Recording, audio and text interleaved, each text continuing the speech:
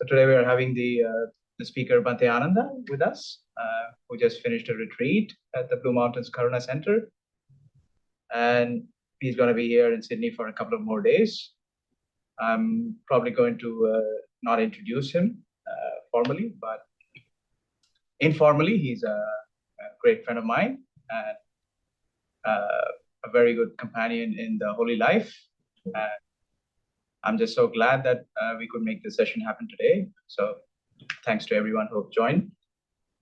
Thanks to Western Sydney University for helping us host this. Thanks to the Metta Center folks. Thanks to all the people who have assembled here. Thanks to all the folks who have joined us online. So without further ado, I would like to ask Bhante Ānanda to lead a short meditation session, followed by a Dhamma talk. We can have a Q&A starting around 8 p.m. Okay. Thank you, Bharat. Wonderful. Hello again. Welcome again. Great. So we'll start with half an hour, 20-minute meditation. And I'll be guiding kind of the usual, very simple, loving kindness and somatic release a little bit. So I invite you, can everybody hear me okay? Is it on the Zoom? Yes, okay, great. Thank you for the thumbs up. Awesome. Okay, so please take a comfortable position. Allow yourself to find ease in your chair or on your cushion. Perhaps taking a deep breath.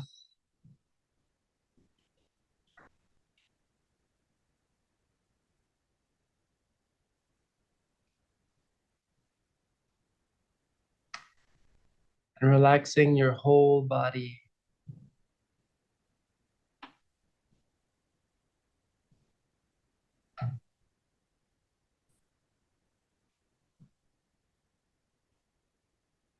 Like a waterfall of release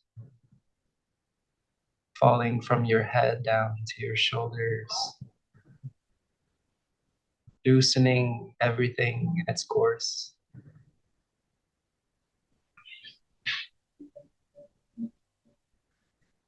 Any tightness, rigidity.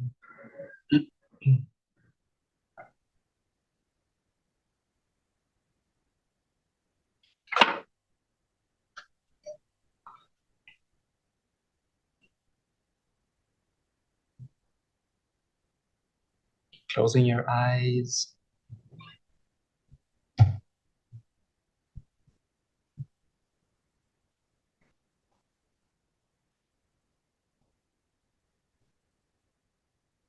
And allow yourself to relax completely.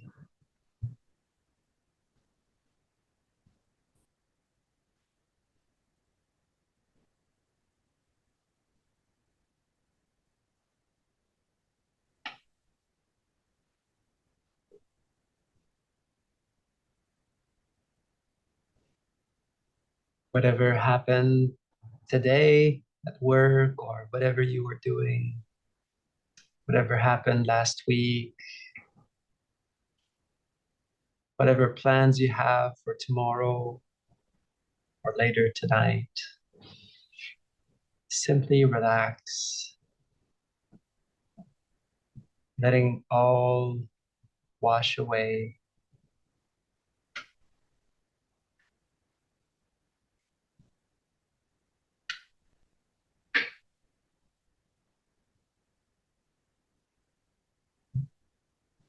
And notice how good it feels to just relax, let go, and smile.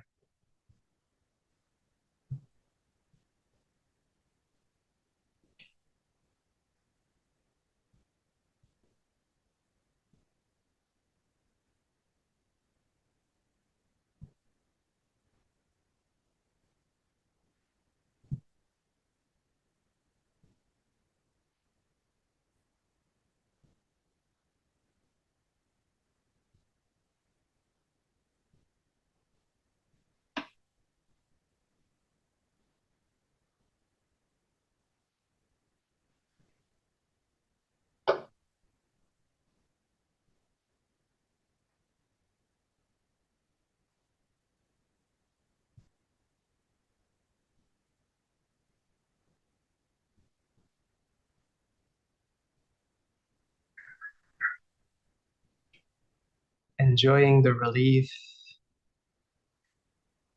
and perhaps feeling awareness trickling into your whole body slowly as you let go all the thoughts in your mind. Relax any tightness in your body.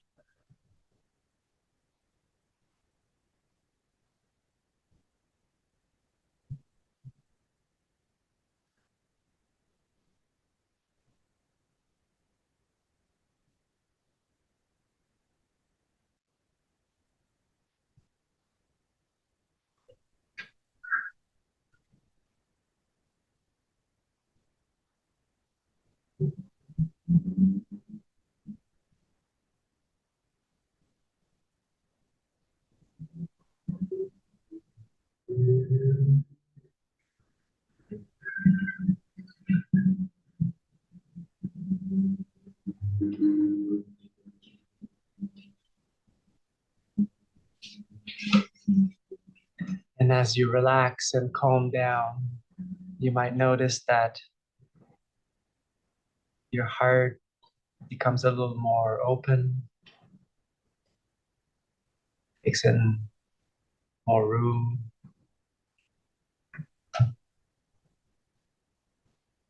becoming more vibrant.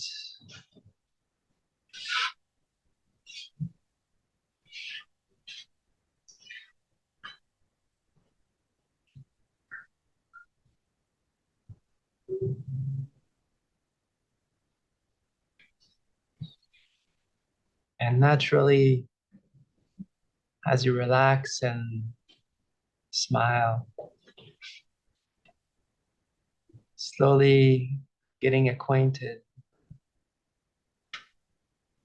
with the natural love in the heart,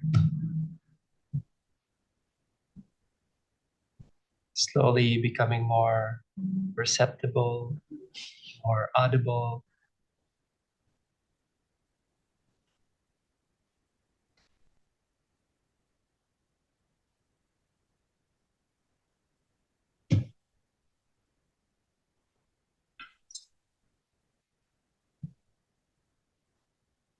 You can remember the feeling of loving kindness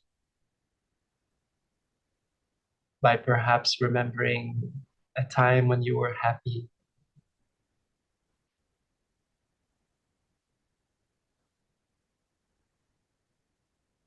Maybe it's a success you've had lately, or someone you've seen doing some good actions, helping somebody else.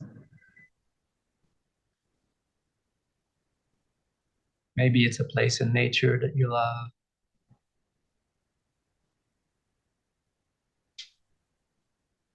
To feel that love for all beings.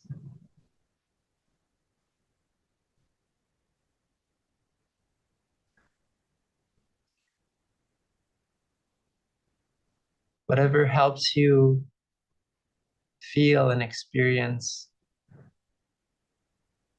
the feeling of love in your heart. That warm, vibrant, radiant feeling in the center of your chest.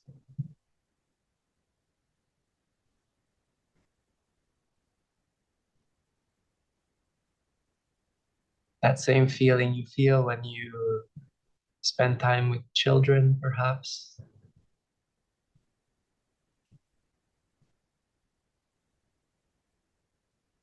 Or when you hold a puppy or a kitten.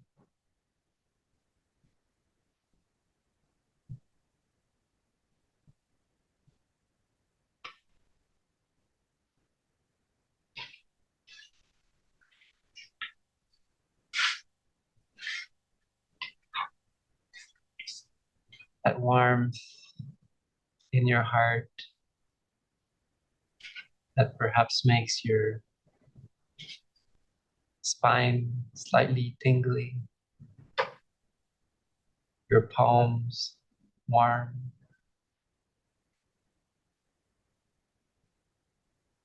Maybe your cheeks blushing, becoming warm.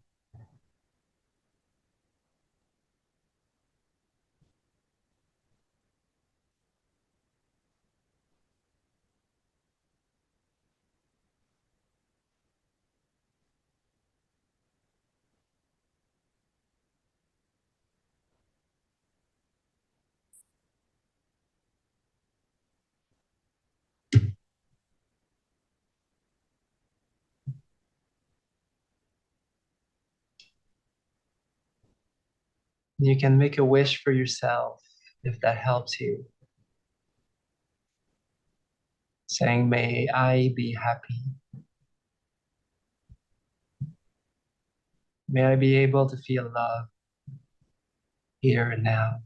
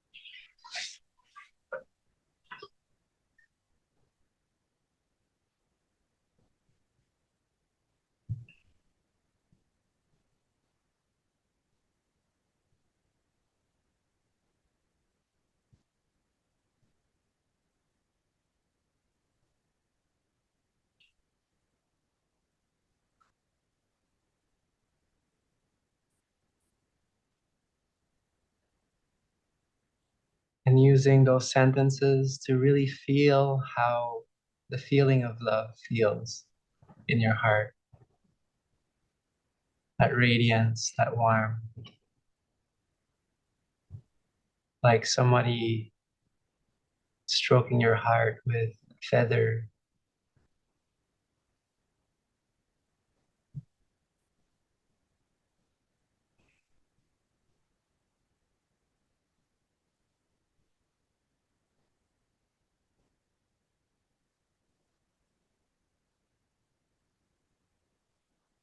As you continue relaxing, feeling the love suffusing your whole body.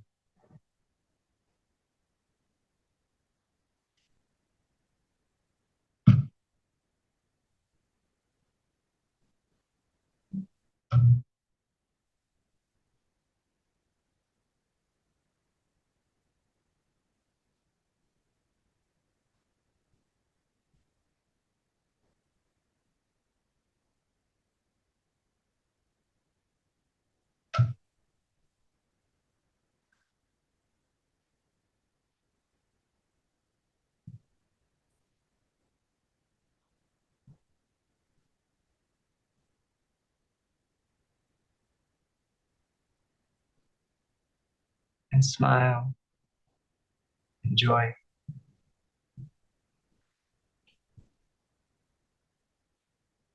The more you smile, the more you enjoy, the easier the loving kindness will become, the more natural.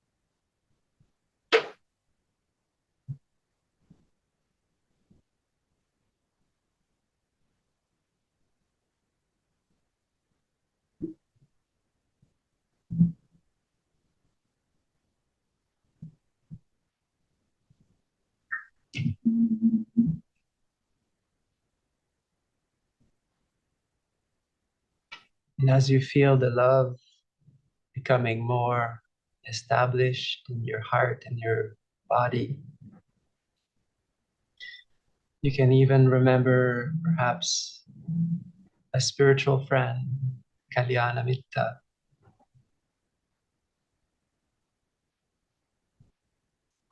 for whom you have an easy connection,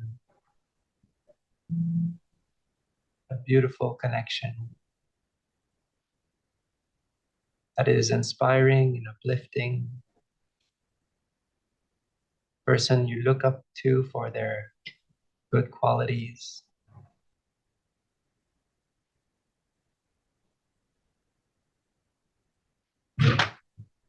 Could be a friend, could be an auntie, could be a teacher.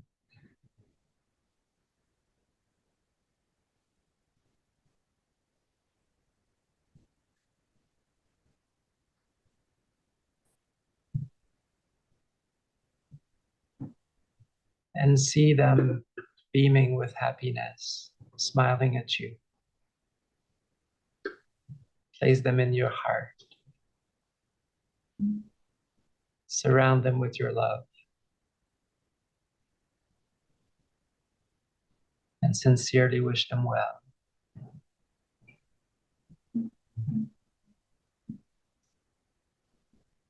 May you always be happy. May you always be loved.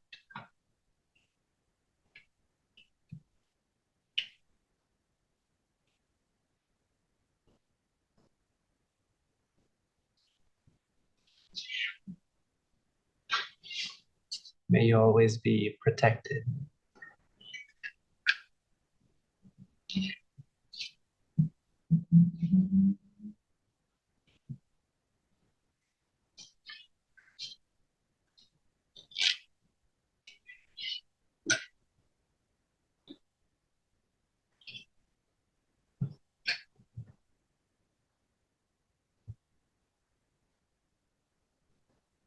And smile.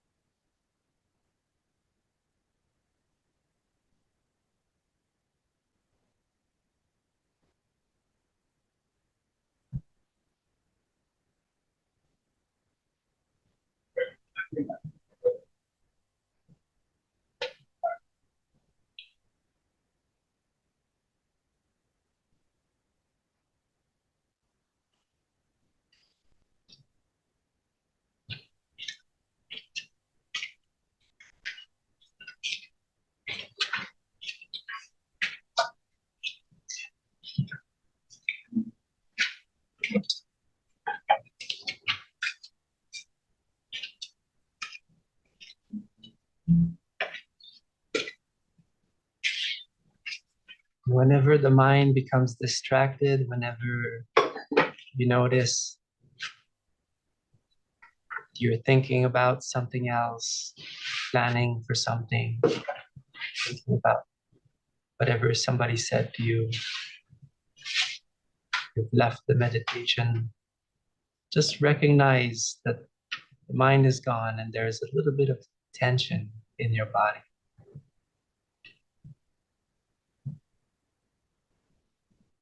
Then release your mind from that distraction.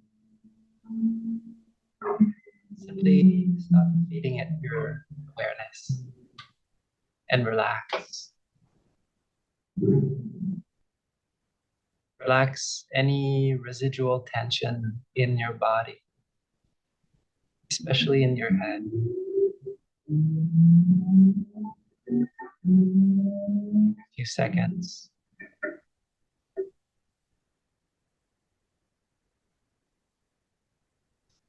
And then feel the relief and smile again. Uplift your mind. And return back to loving kindness. with that calm and uplifted mind.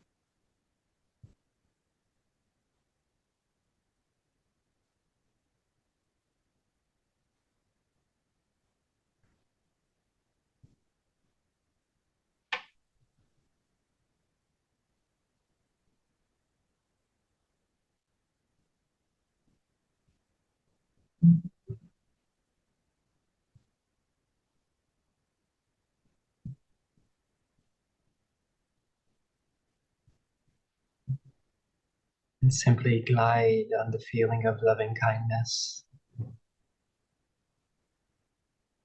or your spiritual friend or whatever is bringing you that love in your heart right now. And smile and joy.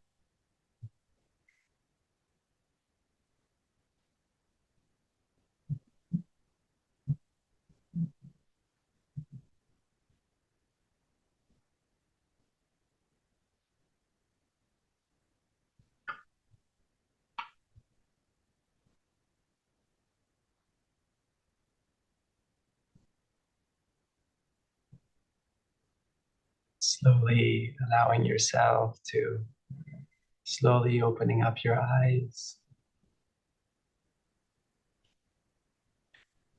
Welcoming your senses again. Carrying that beautiful love in your heart.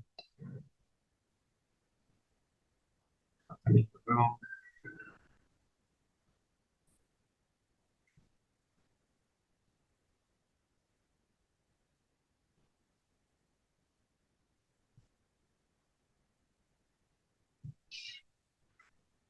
Slowly getting ready to incline our minds to the Dhamma.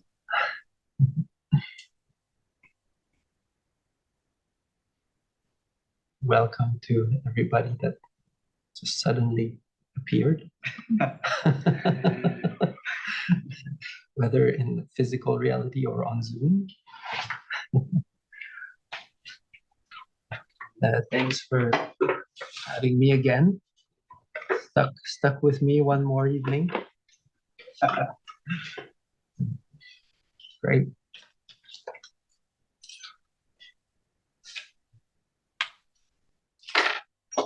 And so, oh wow, there's a few more people. Yay, turning on the camera so I can see people. Yeah, well done. Thank you. I don't know, I can't see very well from far, but you look all very lovely. Smiling. Okay.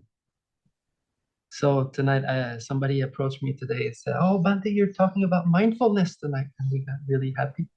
And I said, in leadership. It's like, oh. What do you mean? So I think it's funny to see the reactions today. But hopefully, I can show what I was meant to talk about as a bit of a more general topic that touches everybody. But I'd be curious to know when I say this word, leadership, what do you think? Goes online, you can actually put that in the chat. Yes, we have Bharat GPT.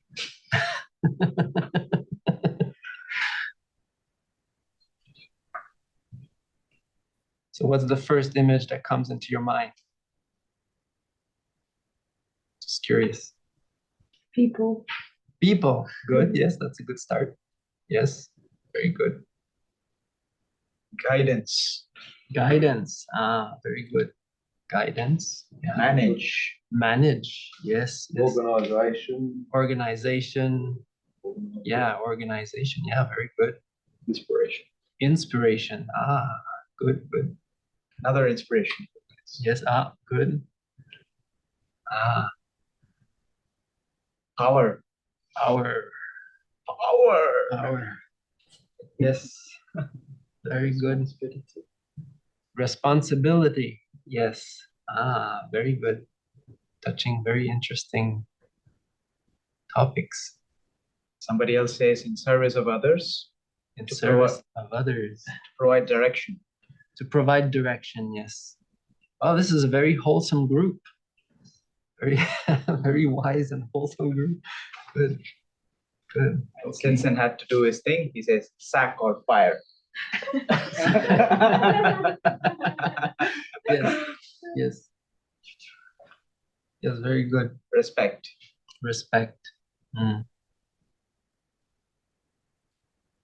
Good. Yeah.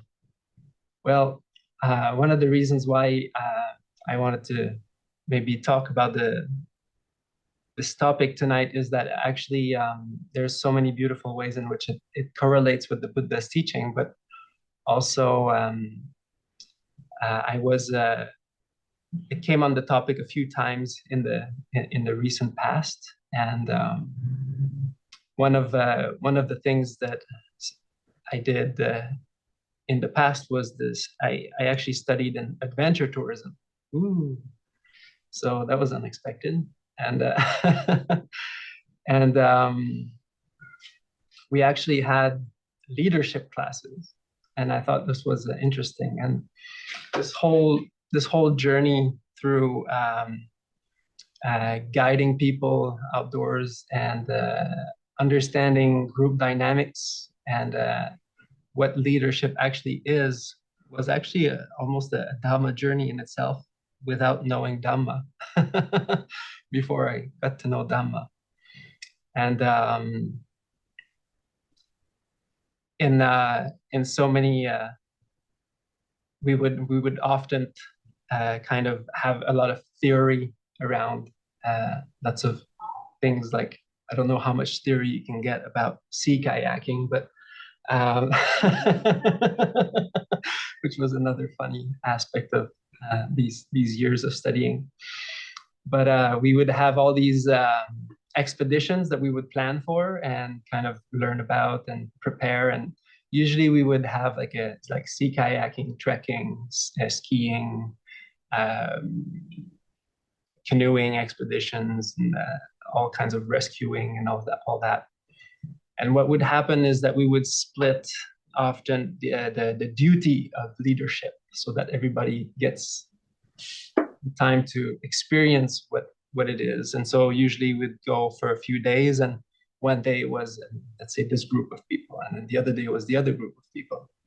So we really got to see intimately what what people's definition of leadership was and how they perceived that. And it was a really interesting journey because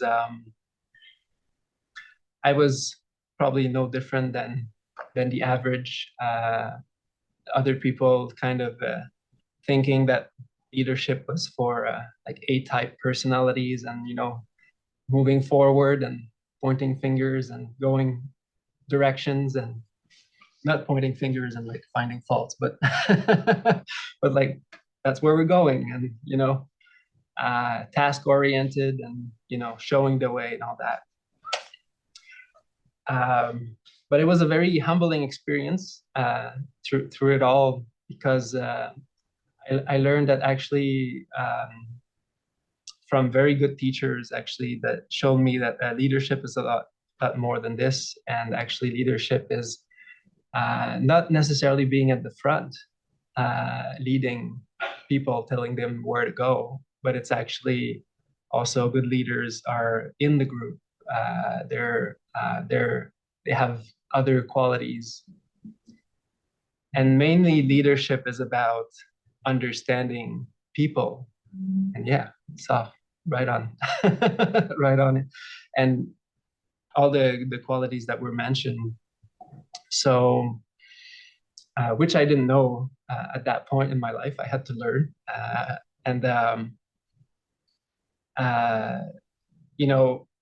It was really interesting to notice that, well, what's the point in being the leader if nobody wants to be with you? Right? Does that sound familiar? And what's the point in like trying to lead or govern people if it doesn't actually, ends up being a good experience? And so we can have, because I was like that. I was really like, I had these big projects, and okay, we're gonna do this. We're gonna do more than anybody else, and then, but then it ended up in situations where like some people are just not meant to be doing that, and they're still part of the group, and they also want to have a good time, and we're like all on this mountain ridge with like a tarp that's like tearing apart in the wind, because we're trying to make a decision: are we gonna like abort the whole expedition, and turn around, go home, and hopefully try to find some good things along the way to go back? Or are we like actually pushing, and through discomfort, through frostbites, and through what could be potentially leading not to great output, but we could say at the end that we did it. And so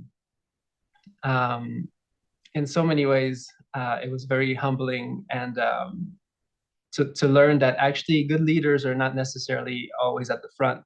Good leaders are the ones who understand people, who know how to work with people, and you know, it was really funny. We had these really long theoretical classes about outdoor leadership and the different kinds of leadership that, and like exams on that. And does anybody have any idea? Like, is that familiar what I'm saying? Does anybody know any kind of leaderships, the styles of leadership? Riches. Yeah. Great. Servant type leadership. Great. What's the autocratic? Servant type, autocratic. Wow, great. Yeah, Diplomatic, yeah. I remember the rest. Yeah. Yeah, like laissez-faire, or like yeah. to let just people loose, let go. Yeah. Get out of the picture completely. Yeah, so many wow, that's amazing. Are you a teacher in leadership? I like reading. Yeah, great. Yeah, and I thought these styles were maybe transactional, transformational, or inspirational, because I also forget what I've learned in those years. Coaching, servant, yeah, very good. And but when I was reading, I even remember my exam, and I thought, why am I learning this? Because, well, it's really interesting to know them, because they're actual situations where, that's how I felt in the end, is those are like situations in which there can be a leader, and that you know, a kind of leadership that can be applied or that fits more a certain context. But in the end, I felt like it kind of boiled down to two kinds of leadership. One that is much more like task-oriented and goal-oriented. That is more like, and sometimes you'll have like a job position, for example. There's like a title you get, and you get to manage people. And so that's a kind of leadership, but it's kind of it's like in the Sangha, we have the seniority. So that's kind of imposed, like you were not, somebody can be 40 years in the robe, but what would be a good example? Somebody can be a long time in the robes, and they could be younger, and somebody is older and less long in the robes, but the seniority is still, the younger one has the most seniority. So there's these types of leaderships and positions. They have their limitations, obviously. They work a certain function, but and so that's kind of like that's this whole area where there's a kind of a management or a leadership that is more kind of not imposed, but kind of like hierarchical, and you know, we have to do certain things. And there's other kinds of leadership, like well, the opposite type, which I like to see it as more like a natural kind of leadership, which is there is a goal, but there is like a cause, and usually it's a very kind of inspiring. So you can tell that already these where these different types of leadership would be more, and people are following through example, following because they're uplifted to do so, following not necessarily to follow, but to actually support a cause, to kind of get together, like the Metta Center, for example, or something like that, which is more like it has people are part of this because of the good qualities. And I think, of course, each of them have their pros and cons, but that's what I feel is quite beautiful with the Buddha's teaching, is that that idea of refuge. And so when we take refuge in the Buddha, the Dhamma, and the Sangha, we're not actually taking refuge in, something that we have no idea what it is. The Buddha was actually a very natural leader. He was not, he didn't want to be a leader either. He couldn't care less about being a leader, but he was, like Mahatma Gandhi was, like all these great leaders like Nelson Mandela, or because they had a cause, they had a vision, and they had that people skill also. They actually, it was a very selfless action. And so when we take refuge in the Buddha, the Dhamma, and the Sangha, we actually take refuge in the good qualities of the Buddha, of the qualities of the Dhamma and the Sangha. If the Buddha was a jerk, and the Sangha was misbehaved, and like nobody would want to learn anything from them, right? Because it wouldn't be inspiring. But it turns out that it's not the case, so that's good for us. And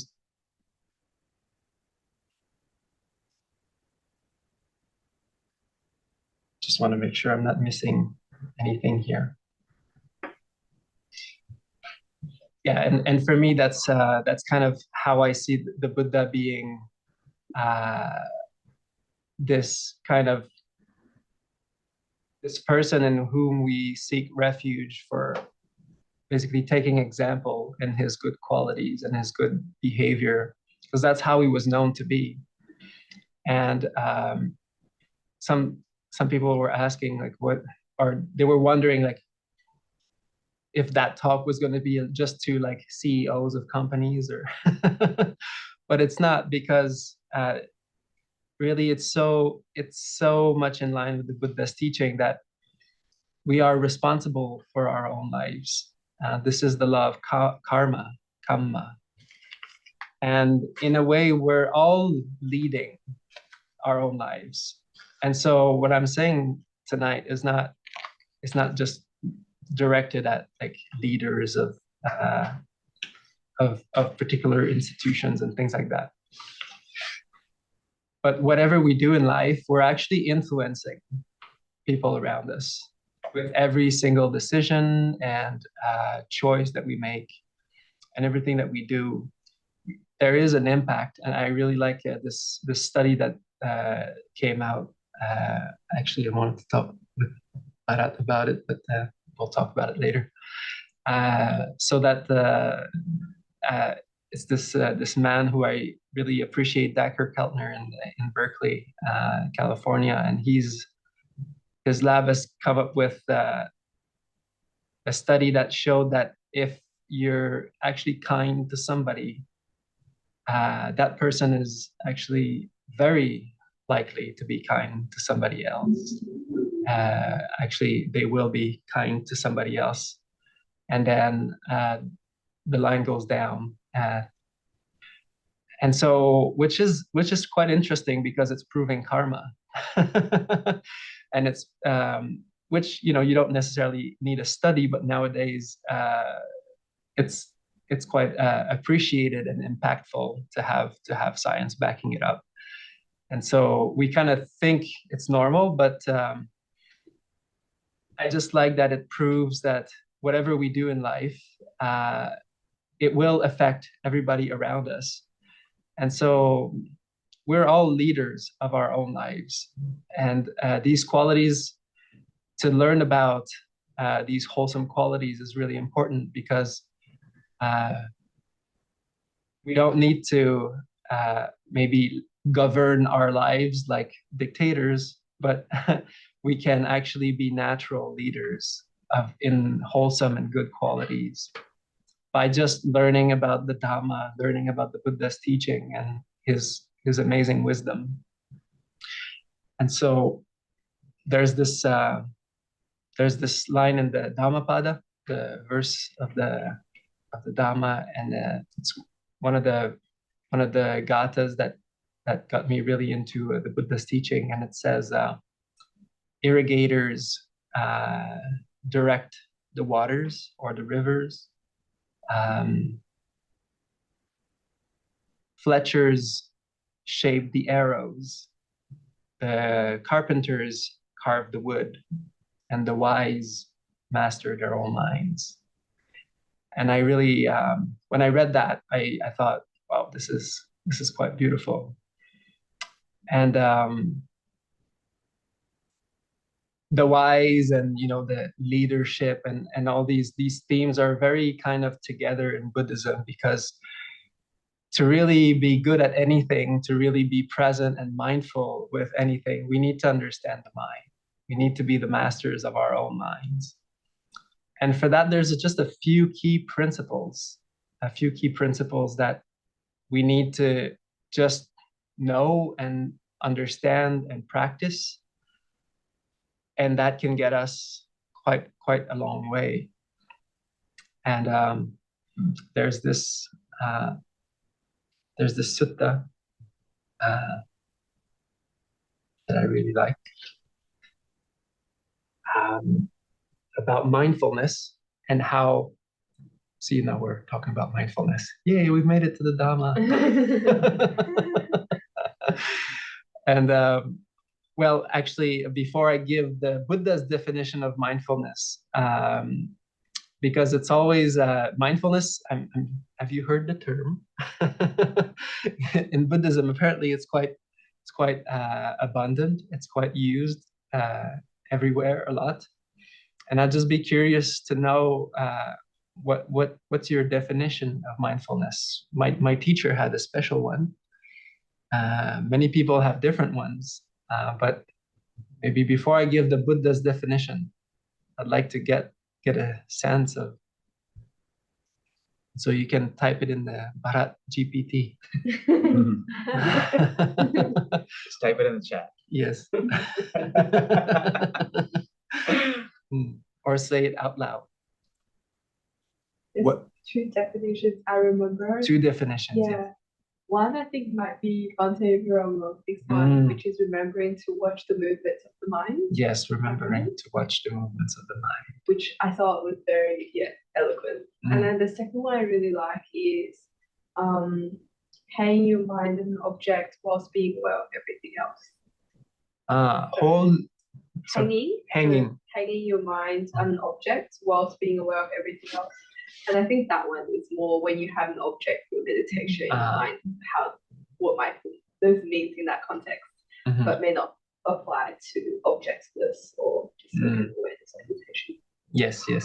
Yeah. While being aware of everything else, which is interesting. Yeah, I really like that one because I think actually my mind was quite concentrated. It goes into very concentrated states easily, but it's not aware of everything else.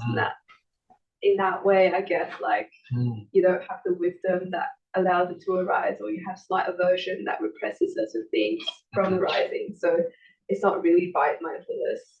So when I heard that phrase, it was very good because it kind of corrected certain tendencies I had. Good. Yeah. Very good. So those two definitions I remember. Yes. Very nice. Thank you. Yeah, those are good ones. Can I read out some people's definition of mindfulness? What have we got? Felt continuity of awareness over time. Felt continuity of awareness over time. Very nice. That sounds like how I would define mindfulness. I thought that sounds like a very scientific definition. Scientific definition, yes. Another person says a byproduct of letting go. A byproduct of letting go. That sounds like somebody I've talked to. Yes, Martin. Yeah. Another person says to be aware of our mind and its thoughts and intentions. To be aware of our minds and its thoughts and attention. Yes, very good. And another interesting one is being aware when washing soggy dishes. There you go. Yeah, that's one thing I should have known when I was serving at the center. I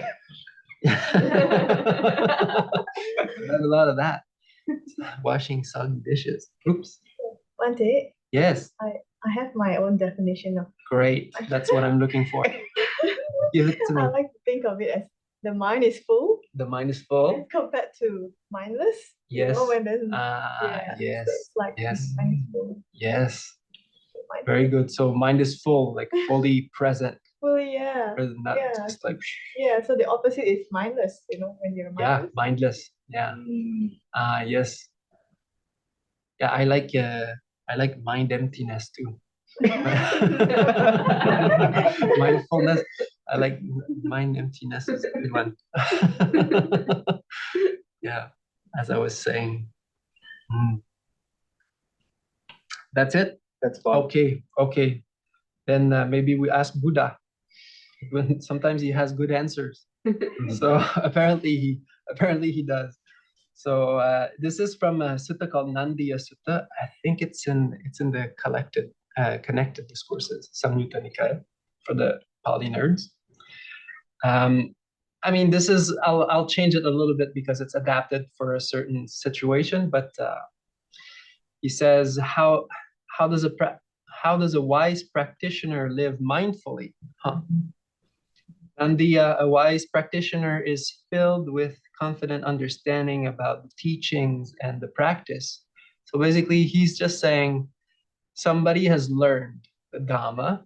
They know the Eightfold Path, what it means, like the words and the concepts. That practitioner does not become complacent with this understanding. That's where it begins to be interesting. And diligently meditates by day, and is devoted to mental release or solitude at night. Living mindfully in this way, there is gladness. Interesting, isn't it? Dr. Watson? Is it Dr. Watson? How does it say? I can't remember. When there is gladness, there is joy. When there is joy, there is tranquility. When there is tranquility, one lives in happiness. For one who lives in happiness, the mind becomes collected and harmonious. With such collected and composed mind, the nature of mental states grow clear. And when the nature of mental states grow clear, one can be regarded as dwelling mindfully. So somebody said it's the result of a process or a byproduct, yes. Of letting go. Of letting go, a byproduct of letting go. And I really like this sutta because it's actually giving a very interesting definition of what mindfulness is.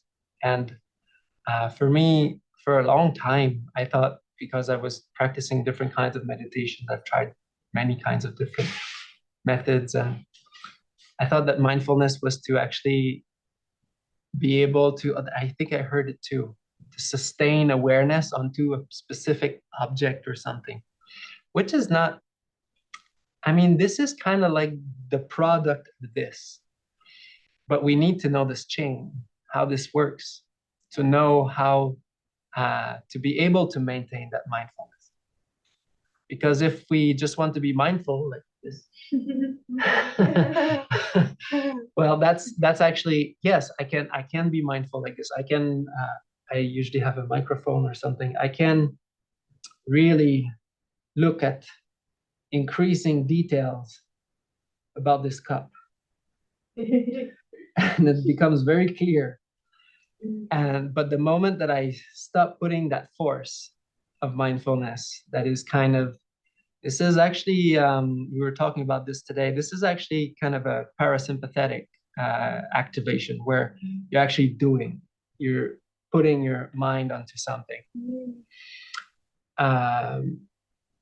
But what the Buddha seems to talk about here is something related to joy and letting go and relaxing, which results in a mind that is very stable. And like this, the mind becomes easily aware of anything that is just as it is, as present. somebody was asking me today a question about when the Buddha is saying being aware as body in the body. What does that mean? I thought that's a good question. I think because sometimes it's translated like that, but I think that's just a mistranslation, or it's just really difficult to understand what the Buddha would be meaning by this. But I think the Buddha just means body as body, sensations as sensations. And when the mind is leveled, when the mind is balanced, there has been that joy. And in other suttas, the Buddha clearly says the joy is the purifying agent of the mind. It's the cleansing agent of the mind. Like Bhante liked to say that, Bhante Vimalaramsi, he liked to say about his own name, my teacher, because Vimalaramsi Vimala means like without dust or without stains. Ramsi is like radiance. So he would call himself Mr. Clean. He was such a, very, very friendly, Mr. Clean. And so it was really, but that's how it is. The joy will cleanse the mind and will make it, and we're not here obviously talking about a joy that is outwardly excited or, about, oh, I got a chocolate bunny. Well, that's great, but I'm not talking about this one. I'm talking about the joy that comes from very wholesome states. So like the Brahmavihāras. Somebody knows the Brahmavihāras?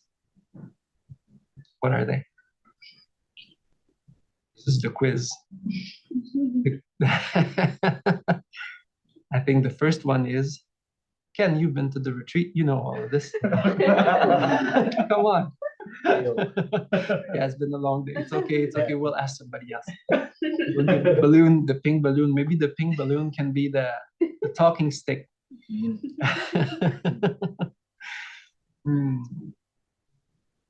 So the first one I think is about what we did in the guided meditation, maybe loving kindness, yes. First Brahmavihāra. Brahmavihāra means a divine abode, or the abode of Brahma. I'm not gonna go into great detail about this tonight, but maybe later. And then there is almost said it. Compassion, yes, yes. It's been a long day. It's been a long day, you guys. There's sympathetic something. Joy, very good. And then there is, very good. Huh? Equanimity, yes, very good. And I like to call it calm also, or blissful poise, depending on how I feel. But so these four Brahmavihāras, these four divine abidings, which come with actually already a lot of joy in them, like these wholesome states. And in Buddhism, we make that over and over again, that point of uplifting the mind, and it seems to be missed sometimes. It's funny, in Sri Lanka, there's this tradition. We will have a punya-anumodana, for example. We will rejoice in the merits. Nowadays, it's understood as sharing merits, which is very funny. So punya-anumodana, punya means merits, and anumodana means to rejoice. But somehow it got turned into more like a rite or a ritual, which is like, oh, I'm going to give the merits to all the beings, which is it's a beautiful thing. It's a very, very skillful thing. But the actual meaning of anumodana is to rejoice. And see how it turns this merit thing around? Where merit doesn't become just another blind ritual. It actually is a tool to uplift your mind. Because actually the more wholesome deeds that we do, and that's another thing that Dacher Keltner, this very lovely person I was talking about, he's actually wrote the book about awe and how to feel feeling awe and the benefits of feeling awe, and when do we feel this, and the benefits on our immune system, on our health, and our relationships, and our just general happiness. And he said the number one source of awe, which people would think it's sometimes nature or things like that, actually that's second. The first source of awe is other people's goodness, and he calls that moral beauty. And they have a lab, and they've all done these. We need to talk. They have these. They've done all these studies about all the health benefits of awe and of being uplifted in mind. And actually, one of the first causes to see other people's good actions and our own also. And it's so tied in to the Buddha's teaching. When we rejoice in other people's merit, when mudita, when the third Brahmavihāra, when we have that sympathetic joy, that resonant quality of just seeing somebody happy and just being like, I'm happy too, and it can actually get us in trouble sometimes. It depends on, like last time I was walking in Sydney, discovering Bankstown, and it was in the evening, and some people were just like laughing at someone who was trying to get into their car, and it was just like a friendly, laughing, and I was just laughing because they were laughing, and he's like, "Oh, the monk is laughing at you," and I was like, "Oh no!" So yeah, just be careful. Sometimes, sometimes it happens, but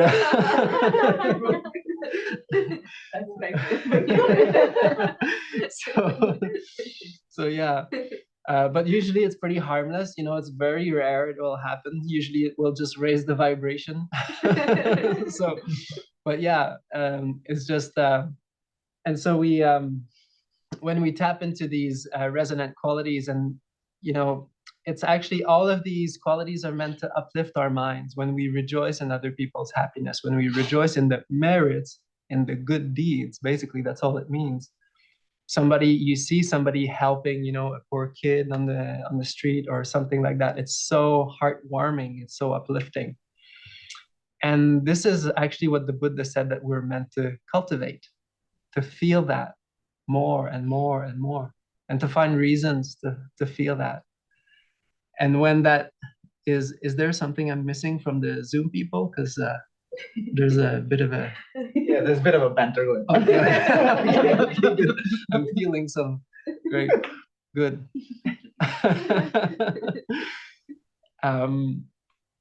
So all of these wholesome states are meant to uplift our mind, and so there are the basis for this sequence to arise, for that gladness to arise, for that joy, that piti to come and purify the mind. And when, like some of you have come on the retreat and you've seen after a few days, at the beginning it's hard to see because it takes a bit more time. But after a few days of just continuously bringing these up, it actually clears and cleanses the mind. And it becomes very clear and very present and tranquil. And so I think if there's one key takeaway of the Buddha's teaching to take home with you that is really useful, it's like the clé passe-partout. How do you say that in English? It's like the master. It's like the master key. It's like the master key of, oh, this is bright in here. Hello, everybody. You got sunscreen? Medium. Slightly brighter. Yeah. Great. Is it AI? Not yet. Not yet. It's getting there. It's trying to be. But okay. Okay. Eugene is the intelligence. Great. Thank you. Yeah. So if there's one key master password in the Buddha's teaching, is this one. And do we have the bookmarks? I forgot to, The line over there is. because they have the password. The password is on the bookmark. I'll pass them around to you. Thank you.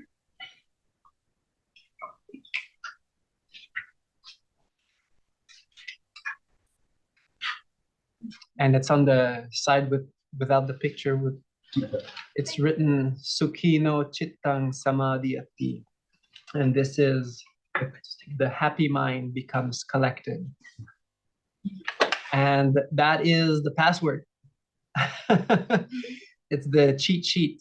And once you know that, you understand the whole meaning of the Buddha's teaching, why we're talking so much about these wholesome states, Brahmavihāras, and rejoicing in the merits, and all of these things, is because the more we make of this and the more good actions we have in our back seat, we can just look and it's like, ah, yay. I remember that. That was nice. That was fun. Somebody was telling me on the retreat, they didn't really find a good spiritual friend, but they remembered a time where they served the Sangha somewhere, for example, and it was very special to them and very uplifting. It had that really strong feeling. And I thought, well, that's exactly what we're trying to do. And so these memories is like, it all becomes a tool, and the more the good actions we perform, the more we actually have in our happy bank to collect our mind. And so I gave a talk at the Bank of Ceylon in Sri Lanka just before I came to Australia, and I was talking about the happy bank. Anyways, invest in the happy bank. So that's kind of a drifting off here. Yeah, but so all we're doing in Buddhism, in the Buddhist teaching, is all about uplifting our mind, which actually in the end will also bring, it's in other researches, but when we feel joy, when we meditate, when we feel compassion, kindness, activates the vagus nerve, activates the release in the body as well. We've got doctors in the room. I'm looking for approval. And basically, it's also called a vagal reset, a vagal break. It will actually pull you out of the sympathetic kind of active forward, like real leadership mode, and to go into more of a rest and digest, recuperate, healing kind of mode that is more tranquil, more present, that has a lot deeper awareness.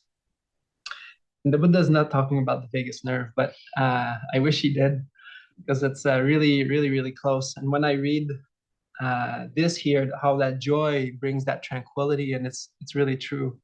And it's proven scientifically that when we feel kindness, actually it triggers that mechanism in our bodies, helps us relax and be more present. And so in that way, do we have a lot more time, or should I Bhante, can we go into the Q&A? think about? Yeah, I'll just wrap up quickly, because I wasn't sure I can talk or not, or I can just. And yeah, so I think just understanding that and remembering how the wise actually master their own minds. It's not, that's just a very beautiful advice for everybody. You know, if you want to be your own master, your own guide, your own leader in your life, lead a good life, it's all in the mind. And so whatever craft you do, whatever your profession is, I'm talking like in the suttas, you know, they're crafts, and it doesn't really exist that much anymore. But and so whatever your field of expertise is, and knowing this will actually make you a lot more proficient, a lot more stable, calm, empathetic, present for people, and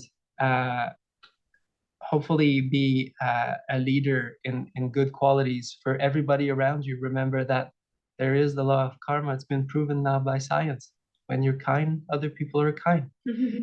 And guess what? It usually comes back to you. And so, yeah, so that's how to be good leaders of your own lives. That's what I take away from my 3 years of adventure tourism. It's like, Dhamma, the Buddha's got it. And remember to be happy, to uplift your mind, to do good deeds, because that will really help you every time. And so on this, maybe there's some questions. Yes. Okay, thank you so much for that very comprehensive talk, touching many topics at the same time. Mindfulness, leadership, joy, Brahmavihāras, retreats, smiles. Yes. We have a question, Bhante. When we were discussing the definition of mindfulness, you were saying that it has to be joyful, unforced, cooling, relaxing. And somebody asked, is this part of dropping concepts as well? Is there any active thinking? Yeah. So, well, that's actually a beautiful thing that's found in the sequence of the levels of meditation when the Buddha is explaining the jhanas, for example.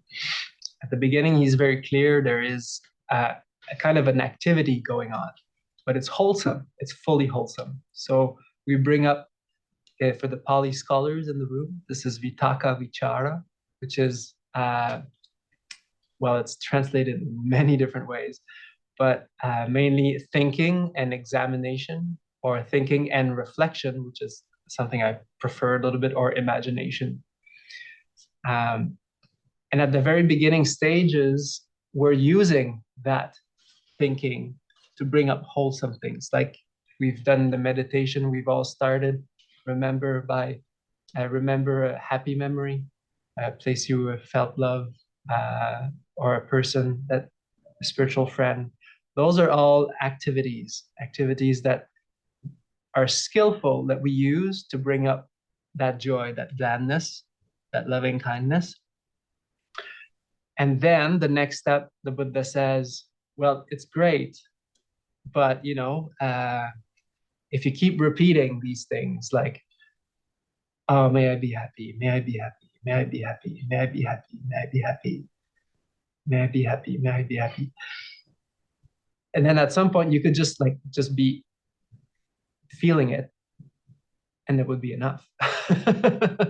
And so at first we use it to direct our mind and to kind of feel that. And then at some point we notice like, well, the repetitiveness of it is actually getting in the way of the mind calming down.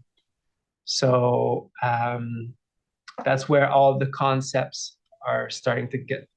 That's when kind of like the bird was like flapping on the ground at the very beginning. It's like using this imagery and this thinking, flapping on the ground. And then second level is like, okay, we're off the ground and we're starting to fly a little bit more. Like we can actually have that momentum, that joy, and it's going on. So no need to. So like that. Thank you so much for that, Bhante. And I would also like to open up the floor here. If you have any questions, feel free to ask.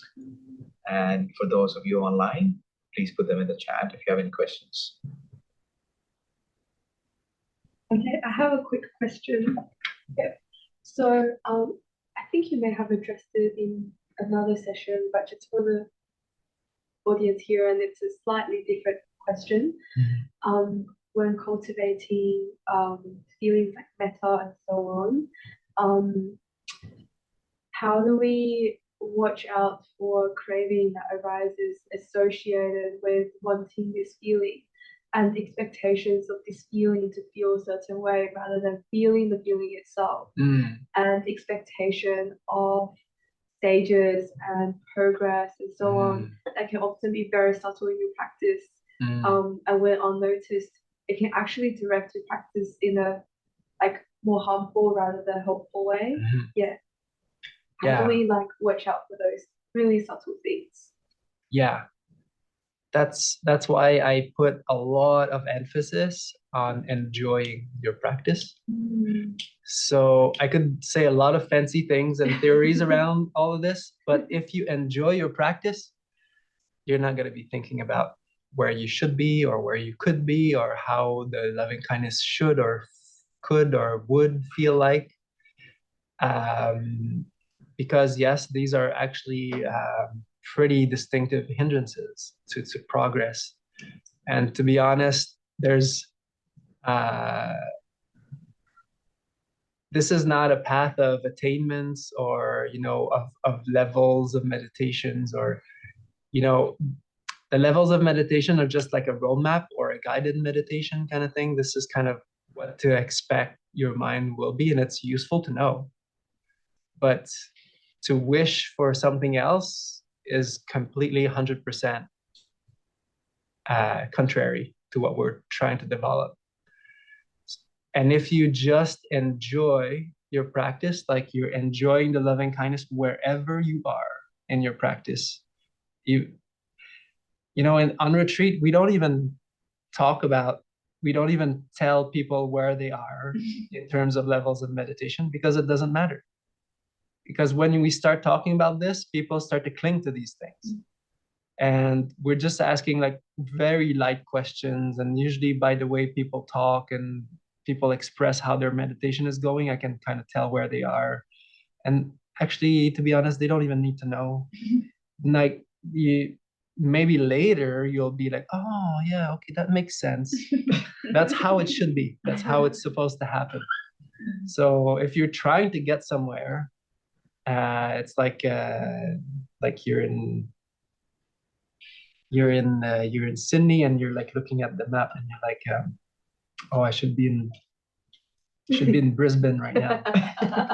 But no, you're in Newport, or is it Newport, the coast there.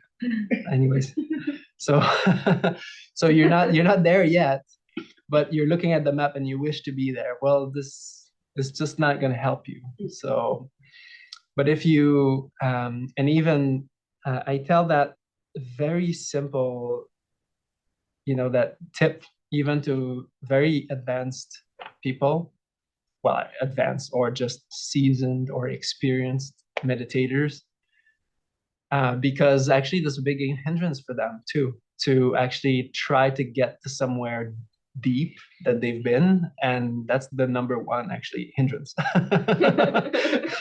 But if you move the perspective or the intention in the mind from, oh, I really should be there and I really have to like, this is so good.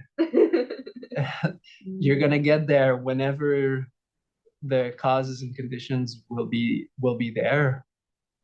And once you see it like that, there's only one path. There's only one thing to do, is to continue what you're doing. It's actually very simple. Great. Great. Good. Very nice. Yes. Question. Regarding the bringing up memories of like to rejoice in. Yes. Does that makes your mind wander off into that event, and then you start like papanchai, you know, like yes. you go into like this thinking about the event, what happened, and then although you're rejoicing, you're happy about it, but like you think about it, and is that not a good thing? Yes. So the moment, like I just said earlier for the question on the dropping concepts. So if it goes too far into thinking, then usually there will be a breaking point where you'll feel like, yeah, I'm not meditating now. Like I'm gone. Like it was wholesome, and then you start to think about like that person more in particular, and then like what they did, and maybe it was like it was mixed for a while, and then at some point it just became intellectual. But the real goal is to feel. This is like a feeling meditation, and that's one huge thing that happened, is that loving kindness nowadays, it's thought as a very systematic, repetitive, intellectual thing. Like people will repeat certain phrases like may all beings in the northern directions, may all be free from suffering, may they all come upon happiness. Yeah, you know it. So, and then you do the 10 directions. It's not the 4 or the 6 directions anymore. It's like the sub directions and like the northeast and then the east and then, yeah. So I was doing that too. And it's beautiful. And it's not that it's not beautiful, but the thing is that it doesn't go very deep because you're never dropping that intellectual part, and it's not actually in your heart. So it's a very surface kind of practice. It doesn't go that deep. But what we're trying to do here is we're using what the Buddha is saying, but it's just we're putting more emphasis on really how that feels. And so if you feel like at some point you're just thinking more than you're actually feeling, then that's right. Okay. So you think of an event and then start focusing on the feeling. Yeah. And drop the thoughts. Just generating. Yeah. Feeling. Yeah. We use like basically, like I said, everything we do in Buddhism is a tool, like that merit word, punya. Merit is just a tool that we use to purify the mind, to make it happy, to make it joyful in wholesome deeds. But whenever we can just stay with the feeling itself and not even think of anything else, that's even better. Yeah, so that's like the level up. Great. I just talked about how it's not important to level up, but contradicted myself. See, that's what happens. The paradox of the Buddhists. It's paradox of Buddhists, basically. Yes. Yeah. Way woo way. Bhante, we have an interesting question. The person asks that they have learned so many meditations, so many types of meditations. The question is, mix and match, when to know what to use. Yeah, I mean, my own general philosophy, I'm looking at Bharat like I'm talking to Bharat, but whoever said that. Okay, camera, okay, there.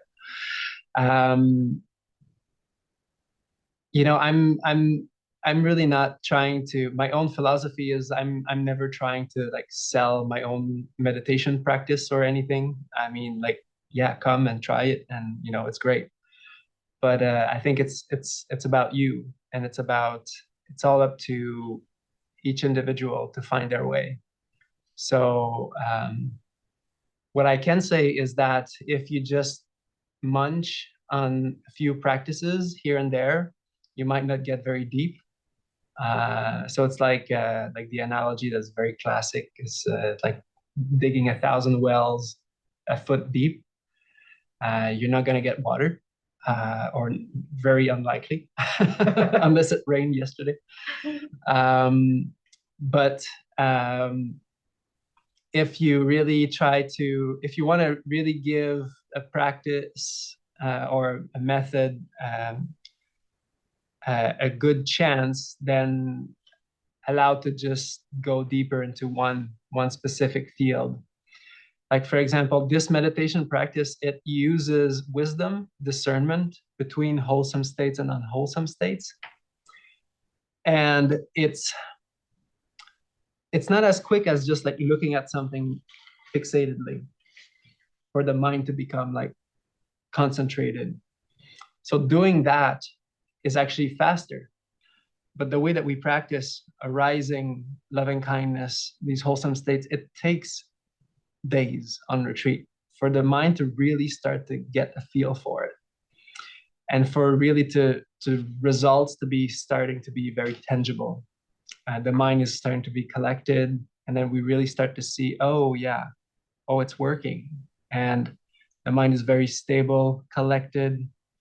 I like to call it the pooling of awareness instead of concentration.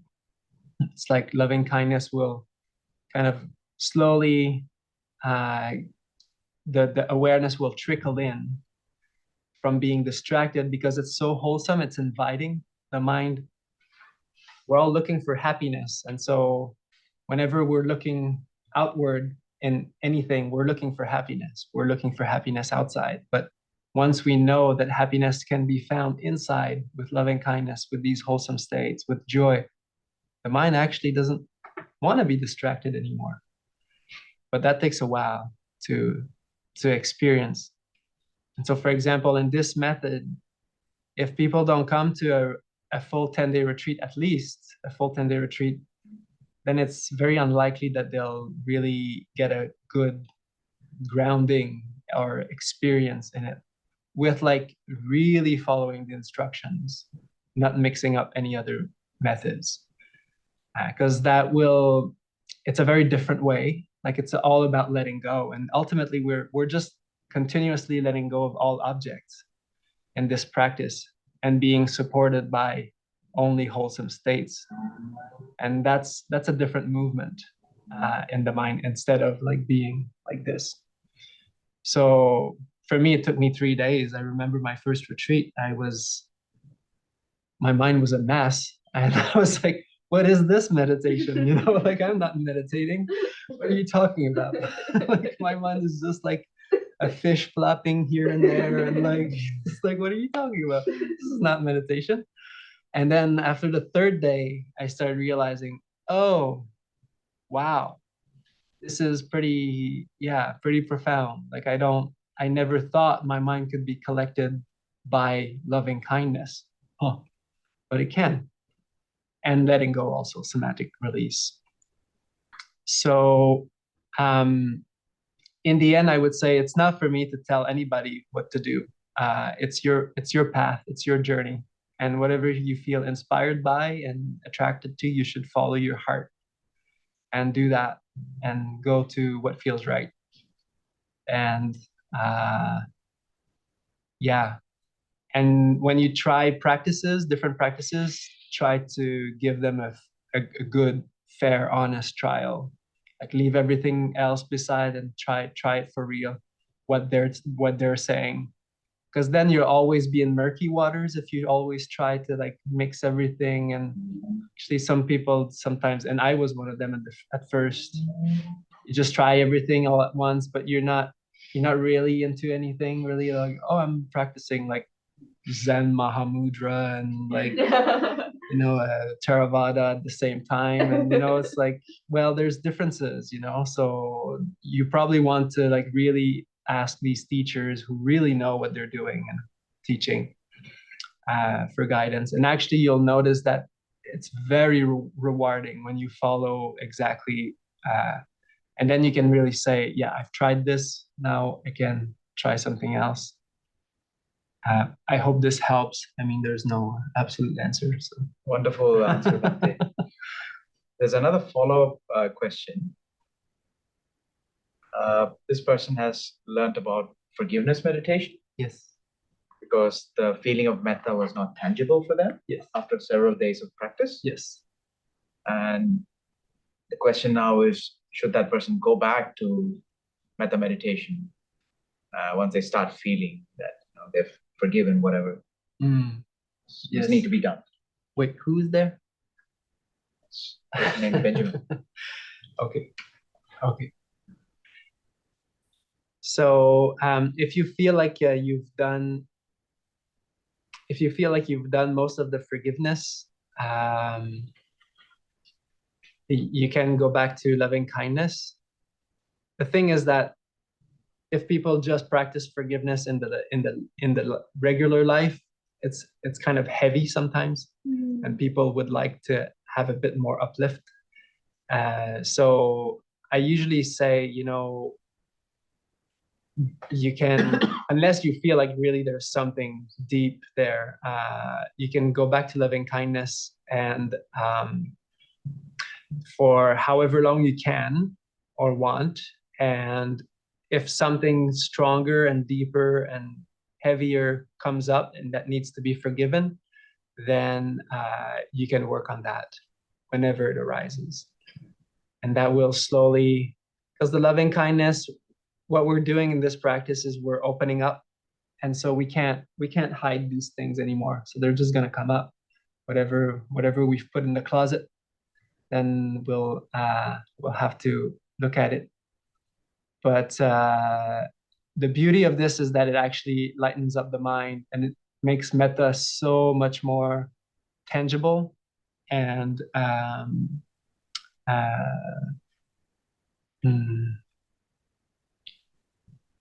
experienceable.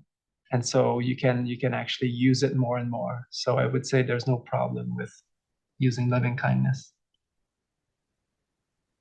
Bhante, that is almost the end of our session, but I would like to open up the floor for one more question.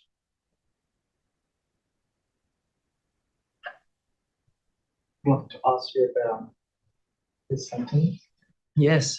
So the happy mind becomes collective. What does it mean?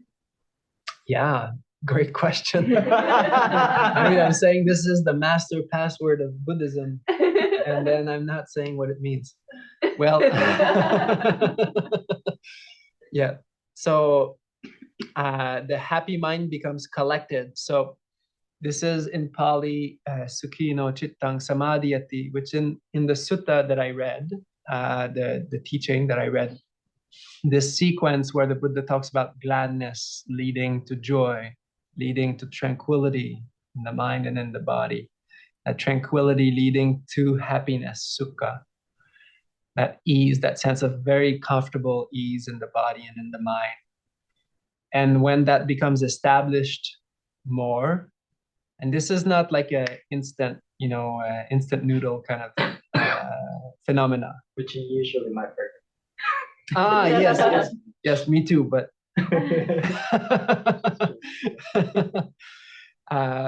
I'm just saying that it's a process. So as we meditate, this will arise more and more, and that happiness, that ease of the mind, that comfort in the mind will become more tangible, and the mind will become collected, unified. And this is what that word means, Samādhi. That's the collectedness just means it will become calm and together instead of hectic and scattered. Sometimes we know something by its opposite. So like wholeness. Yeah, like wholeness, but also together, like unification, sometimes it's called. And the deeper we go, even as at some point, even the sense of the body will actually become too intense or too coarse for the mind, and the mind will become very, very collected, like unified, just resting in itself. Because the mind, when it's not running here and there, it's actually just resting there. And it's completely effortless. There's a stage where it's like a zero gravity kind of. It's quite interesting. The mind, when it's rid of all of its defilements or distractions, it flows. The asava, as we call it. It actually just stays there. It's like a little like floating, glowing ball of awareness. Well, not literally, but because when it's happy, when it's developed and it's content and it's got all these qualities, it's actually not interested. Like it, when you have happiness, you're not looking for it.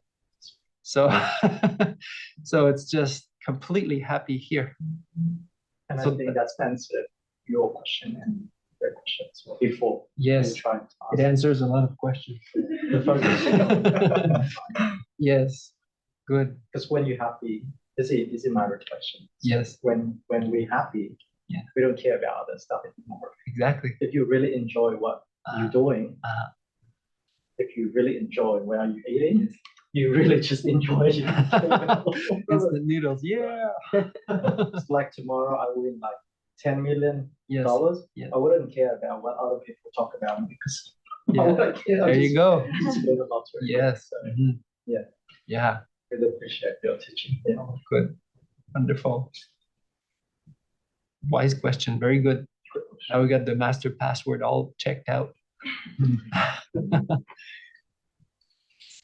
But everybody's saying thank you in the chat. Okay, I'm getting the formal sadhu. Okay, good. We share minutes Okay, before we. yes, we can share. Okay. May suffering ones be suffering free, and the fear struck fearless be. May the grieving shed all grief, and may all beings find relief.